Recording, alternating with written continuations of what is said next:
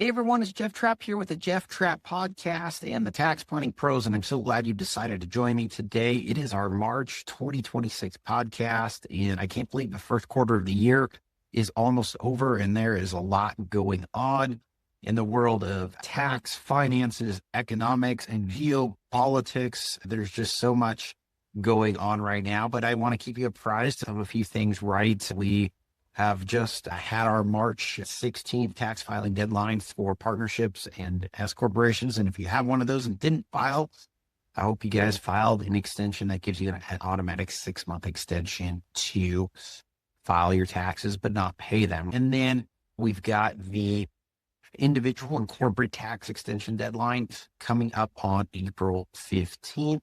Keep in mind that does extend your taxes, but does not extend the time to pay taxes. So if you owe any money, you might want to make an extension payment. And then also we have our first quarter of estimated tax due for 2026. If you made additional income in addition to maybe a W-2 salary or you're a business owner, you might want to send in a first quarter estimated tax payments, especially if you aren't doing any proactive tax planning. You might as well just write that check over to the IRS in the state.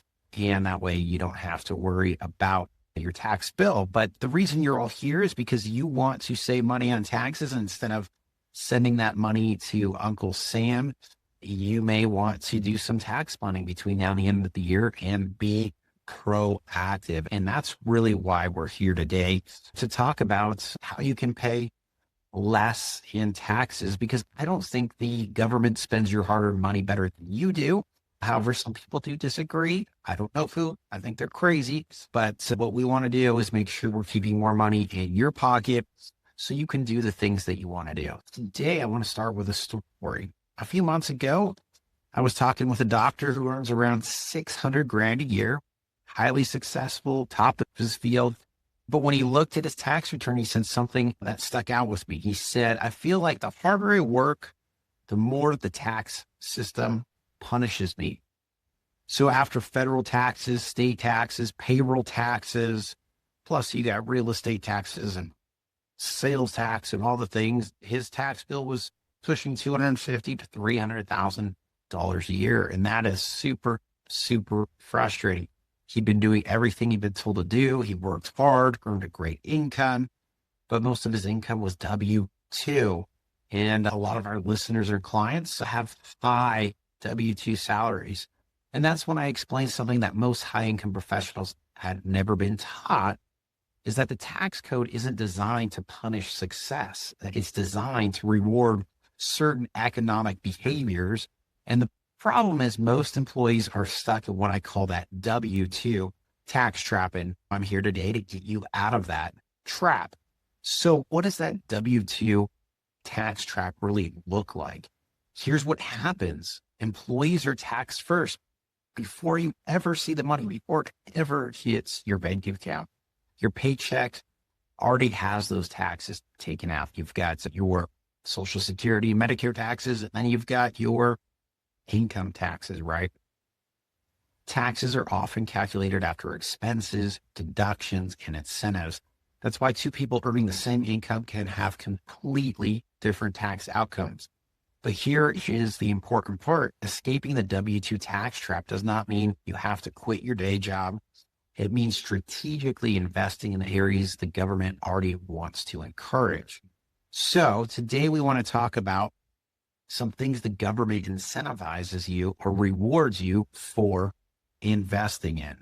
So the first area is business creation, right? So as a W-2 earner, and if we're thinking about this doctor or this physician, can he become some sort of partner in that group and get a K-1 so that he has business income?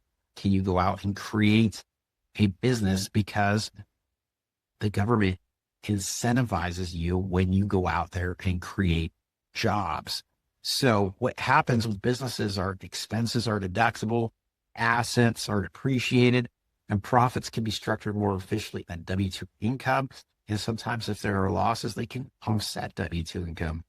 Now, it doesn't mean that every W-2 earner needs a full-time company. And I wouldn't even suggest that because everybody's situation is different. But many professionals invest in private businesses, start side hustles, or participate in partnerships. And that's one way to participate in some of those incentives, right? Business creation, job creation. The government is incentivizing you to do that. Another area you might want to look at is investing in technology or innovation. Government wants breakthroughs in medicine, engineering, software, and technology. So companies that develop new products often receive research and development tax credits. And if you are investing in these companies, these credits can pass down and flow through to your personal return to help offset your tax bill. So when you invest or participate in these businesses, you're effectively supporting one of the government's top priorities, innovation. The next thing you've probably heard of, and one of the most popular things, and I'm sure your Facebook and Instagram and TikTok ads are targeting you for this because you're a high income professional, but it's real estate. The government needs housing. Businesses need space. So the tax code heavily incentivizes real estate investment. And one of the biggest tools when it comes to real estate investment to lower the tax bill is depreciation and taking advantage of that one big, beautiful bill and the accelerated depreciation and the bonus depreciation, because the tax code, even if a property value is going up, it allows investors to treat that building as if it was wearing out over time, which can create larger paper deductions. Now, if you're a W-2 earner, this has to be designed very strategically and specifically because there are rules or requirements in certain hours that need to be taken into consideration in order to qualify for these tax deductions. And there are workarounds so that you can qualify for these deductions to offset W-2 income. Now, another tool that the government utilizes for you to help save money on taxes is the investment in energy infrastructure, right?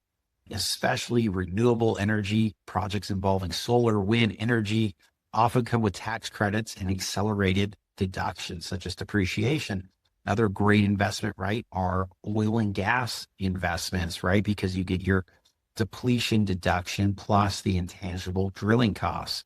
In some cases, investors can receive credits that directly reduce their tax bill dollar for dollar. And the government's basically saying, hey, if you help build this energy grid of the future, we'll help fund it, right? And so they're going to give you that tax deduction. And that's a great way to bring down that tax bill. Another incentive is agriculture. People need food. And so the government rewards investment in agriculture. Food production is critical for national stability. Because of that, farmland and agriculture investments often receive favorable treatment through subsidies and tax incentives. While agriculture isn't super popular for a lot of our clients, you can use farmland as a diversification strategy and a tax efficient asset. And so that can be a really great tool.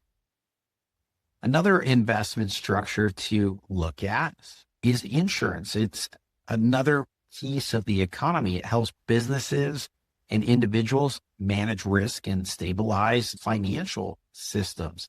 Now, as a W-2 earner, there are different insurance policies that you can invest in that can create long-term benefits. You can structure them to be tax-free, which can be really exciting for you. And the final area I want to talk about today is retirement savings, right? The government wants you to save for your own future. They don't want you to be reliant on them for your retirement. The Social Security system's there. However, they keep saying, hey, it's going to run out by 2034 unless we raise taxes or do something or raise the retirement age or when you can participate. So there are certain accounts that have really great tax incentives like 401ks. So you should be at least contributing to your employer match every single year for your 401k or maxing that out. We've got IRAs. You got your traditional IRA, Roth IRA, which I love even more, right? Because you put that money in there and that principal interest grows tax-free. You pull that out in retirement, paying taxes on it, because some of these plans, if you're getting a tax deduction today, you're going to pay taxes tomorrow, right? When you decide to retire. Defined benefit plans are also really great for W-2 individuals. So for many high income professionals, maximizing retirement contributions is one of the easiest ways to reduce the taxable income. So here's the big takeaway, right? The tax code isn't a bunch of rules of things that you cannot do that are designed to handcuff you. The tax code is a list of incentives to reward you for doing the right thing. Things like investing in businesses and housing, and innovation and energy and food production and risk protection and retirement security. When your investments align with those incentives, you often pay a lot less tax over time. So if you're a high income W-2 earner and you feel stuck in that W-2 tax trap, which a lot of you do, the solution isn't usually working harder, right? It's working smarter. It's building a strategy around where the incentives already exist. Because when your tax strategy and your investment strategy start working together, that's when things really change. If you want help understanding what that might look like in your specific situation, feel free to reach out to our team, or you need to go out and find somebody who specializes in proactive tax planning. And if you found this episode helpful, share it with another high-income professional that might be feeling the same frustrations. Because once you understand how the tax code really works and that the tax code is there to reward you and incentivize you, you start playing a completely different financial game. So thank you so much for joining me today. I'm Jeff Trapp with the Jeff Trapp Podcast, and I'm going to help keep you out of the tax trap. Have a wonderful day, and we'll see you again next month.